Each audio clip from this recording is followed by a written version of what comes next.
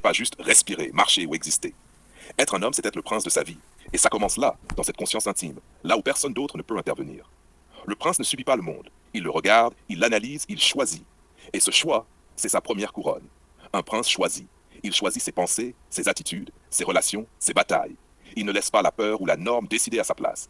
Il sait que chaque moment où il renonce à décider, il abandonne un peu de son trône.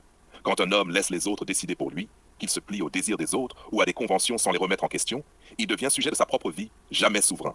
Le choix, c'est le pouvoir originel. Mais le choix seul ne suffit pas. Le prince décide. Décider, c'est transformer une intention en action. C'est passer de la pensée au geste, du plan à la réalité. La décision exige du courage, parce qu'elle expose à l'erreur, à la critique, au conflit. Le prince ne fuit pas l'incertitude, il décide malgré elle. L'homme qui ne décide pas se perd dans le labyrinthe des « et si », il laisse filer le temps, et avec lui, sa souveraineté.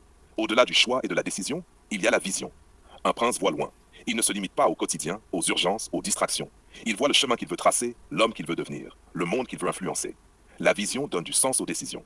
Sans vision, le choix devient erratique, la décision devient réaction. Le prince sait où il va et pourquoi il y va. Tout ce qu'il fait est calibré, chaque geste aligne son présent avec son futur. Et puis, il y a la valeur. La vraie valeur ne se mesure pas à l'argent qu'il possède, aux honneurs qu'on lui accorde ou au regard qu'il attire. La valeur d'un homme prince réside dans ce qu'il incarne. Sa constance, son intégrité, sa force tranquille, sa capacité à tenir sa ligne, même quand tout semble s'effondrer autour de lui. La valeur est le reflet de son choix, de sa décision et de sa vision. C'est sa couronne invisible, mais plus lourde que n'importe quel sceptre. Regarde autour de toi. Combien d'hommes semblent avoir toutes les richesses, tous les pouvoirs, mais sont en réalité des sujets de leurs impulsions, des captifs de leurs désirs ou des esclaves du regard des autres. Le vrai prince, lui, ne laisse personne s'asseoir sur son trône intérieur. Il gouverne ses émotions, ses actions, ses valeurs. Il impose une présence qui ne dépend ni de la validation, ni de l'approbation. Être un homme prince, c'est aussi comprendre que le monde n'est pas juste, que parfois il faudra affronter l'injustice, la trahison, l'ingratitude, mais même dans ces tempêtes, le prince reste souverain. Il ne perd jamais son choix, sa décision, sa vision, ni sa valeur.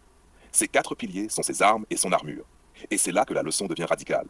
Le pouvoir d'un homme n'est jamais dans ce qu'il possède, mais dans ce qu'il incarne. La force, le respect, la séduction, le charisme, tout découle de ce trône invisible qu'il tient dans son esprit et dans son cœur. Un prince qui se connaît et se respecte attire naturellement ce qui est aligné avec lui, sans jamais supplier ni céder. Il n'achète pas le monde, il le transforme par sa présence, par sa posture, par sa clarté intérieure. Alors oui, un homme est le prince de son choix, de sa décision, de sa vision et de sa valeur. Et ce prince-là ne se mesure pas aux autres, ne se compare pas, ne se plaint pas. Il agit, il décide, il construit, il inspire. Et à la fin, ce qui reste, ce n'est pas ce qu'il a eu ou perdu, mais l'empire invisible qu'il a bâti en restant fidèle à lui-même.